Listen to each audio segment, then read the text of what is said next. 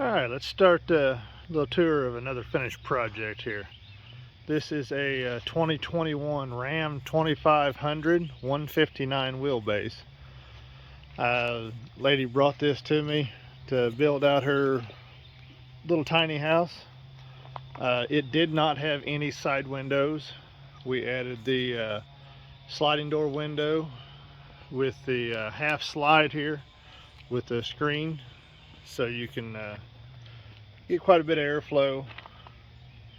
And then we also added the bunk window, same thing on both sides with a half slide. Them came from Van Windows Direct. I like their products a lot. They're a lot easier to deal with than the CL Lawrence. Not that they have a bad product, just customer service is a big deal for me. And actually being able to get a hold of someone whenever you need to. Up on the top there is two Max Air fans. They are the 7500 series deluxe with the remote and the auto feature, and 630 watts of solar. She does have a 30 amp shore power plug here. And as we move around, you can see there's not much that has changed exterior wise. This van does have a full shower. She's going to use a cassette style toilet. So since it has a full shower, we added a gray water tank.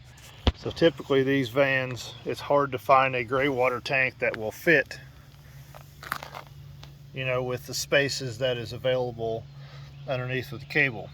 So I have a custom tank made specifically for this van, and for any van I'm going to try to get that into some kind of production to offer it for sale. It is 35 gallons and it fits in there rather nicely. Right now it's all aluminum. It's heavy duty. It does not hang any lower than the spring shackle, so you don't have to worry about it dragging up any lower than any part of the suspension other than the dump valve. Unfortunately, there's really no way to raise that up. So as we open it up, the side door here, you can get a look here at the inside. She wanted to be able to plug in something on the outside out here that is tied into a GFI. She also has a 12-volt cigarette lighter plug on the exterior. And then, these countertops came out beautiful. They're super lightweight compared to a traditional butcher block. We also added a passenger side swivel seat that gives her just an extra seating option, with a Laguna table that you could raise up and swing around here to this seat. Of course, you also have the flip up counter extension that works out great for a extra little counter area for the passenger swivel. Laguna table, and then a kind of a love seat set up here. So this lady also has a convection microwave that she's going to use whenever she's plugged in somewhere, and that goes in this drawer right down here. As you can see, that is a very deep drawer. She needed 14, I think it was 14 and a half inches to be able to put that in there, and we got her 15 inches. So there's not a whole lot of room there height wise, but that's a nice big drawer for the microwave convection oven setup. Soft close drawers. It does have the locking push button latch that'll keep that closed while she's traveling. And then as we work around to this inside, you can start to see the shower. So this lady also brought us this this little stained glass piece that she loved. I believe she said it was her daughter's. So we incorporated that into the wall. It is backlit. It's tied in also with the footwell lights down here. So just a little ambiance in here, along with you know, the two little cabinets here. It has the shocks, the push button latches. You know, simple, easy. We come around here to the shower. You know, it has the shower rod that extends out. It gives you that extra, you know, 2 or 3 inches you need in a small space like this. Works out great. That is a low flow adjustable shower head. So that one right there, you can either go full, you know, full pressure just by sliding. You know, most of them just have on and off, or this one has the little button right here that you can slide to different positions. You know, so if you don't need a full blast of water, or you're trying to conserve, you can tone it back a little bit. This also is a shower pan that we make to fit whatever shape that we need here for these vans. That is an aluminum pan that is 4 inches deep. So as the wall panels go down into the side of it there, it kind of, there's really no way for water to get out, you know, around this. Along with the shower drain, we can put that any place we want, depending on the layout of the van and the framework underneath. So that's an added little bonus. And then down here underneath the kitchen sink, as you can see, it's completely open under here. There is all kinds of space down here for storage, whether it be your trash can or whatever. You know, most people forget about that. Forget about the trash can because you know, they're worried more about storing the little things, and except for this day-to-day use stuff. So underneath of this removable panel is the Wabasto gasoline heater, and then the vents are down underneath of the toe kick there, out of the way.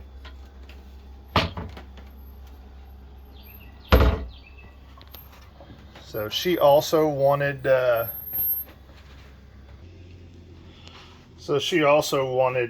pantry, so we did a little combo here.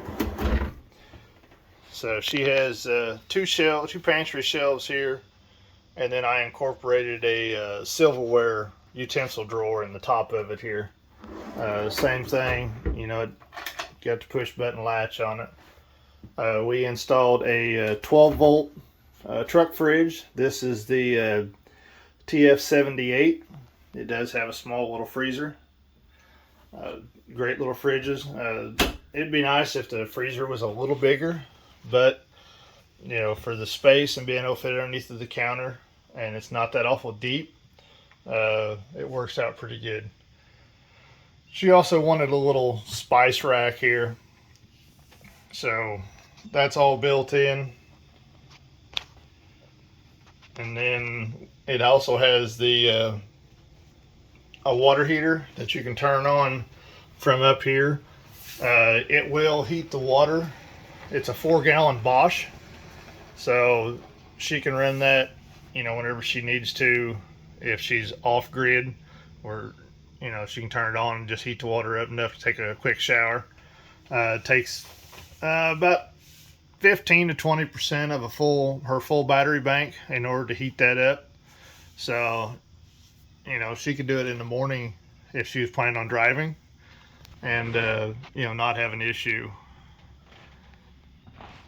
So we also have upper storage, you know, above the kitchen area, and And then something else we incorporated in this one, just to try to utilize as much space as possible, is there is a shelf here. It's about 4.5 inches deep, running the entire length of the sliding door. And then we relocated the factory dome light. That way whenever she opens it up at nighttime or whatever, she still has some light before she can get to the switches. Another thing that she wanted to incorporate in this, she wanted a shelf center between the two cabinets above the bed. That way, you know, she can either set her laptop up there or have her tablet hanging down there, so whenever she's laying in bed, she can watch TV or whatever off of her tablet or laptop. There's a look at them bunk windows. As you can see, they're screens with half sliders. And then back here in the bed area is also the thermostat for the Wabasto heater. And then you have your bedroom lights. And then the other one here is for your shower. This whole wall right here is removable, so we can get to the plumbing or everything in the shower. And I've noticed that's a lot of what people, whenever they're laying out their van, they're just thinking of the thin walls, which is okay, but you have to allow for some plumbing. So you can tell this has like a 2-inch lip here over the shower, so you get some place to tuck your curtain behind. But then, you know, that's a 6-inch section in order to be able to hide your plumbing and everything. A lot of campers, they have the bump out here for the faucet, you know, so you don't need as much, but you still got to be able to run the water lines and stuff down through there. And then we also put some her and access for the garage storage area underneath here as well. Let's go around back and show you her garage area. So as we come around here to the garage area, you can see on this side there is her Victron 30 amp DC to DC, and then up underneath the Victron 3000 watt multi-plus inverter charger is her 150 charge controller. That is her main battery disconnect for all of her auxiliary batteries. And then,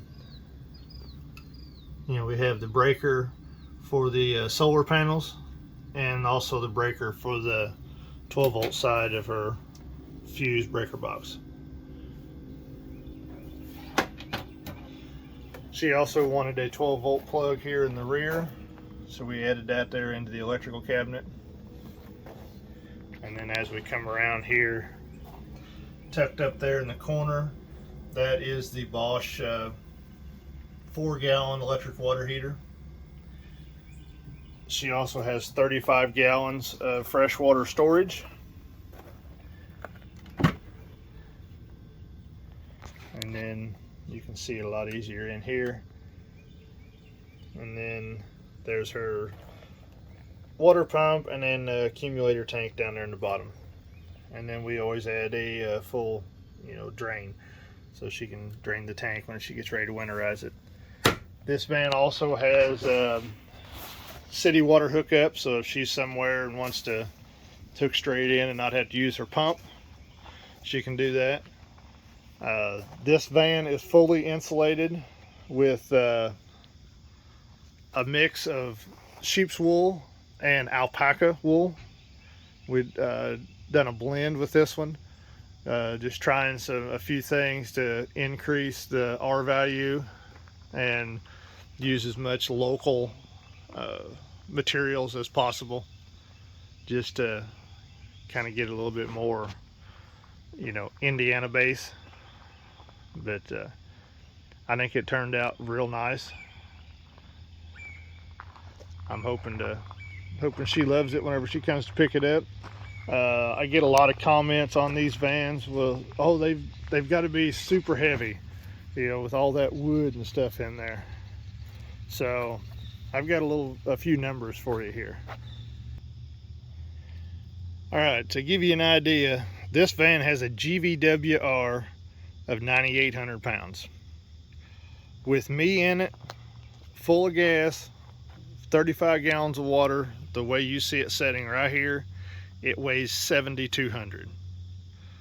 So, you know, take me out of it, so you're below 7,000. Weight biased, that was another concern that people, you know, always throwing up. You know, make sure that it's balanced right. The front of this van weighs 3,680 pounds. The rear weighs 3,520. That is full of water. So she's still able to put over 1,700 pounds of stuff into this van. Honestly, I'm not going to say it's impossible. I have seen a few of these that are way overloaded with stuff that's not needed, but that's another video in itself. So that's the end of this video.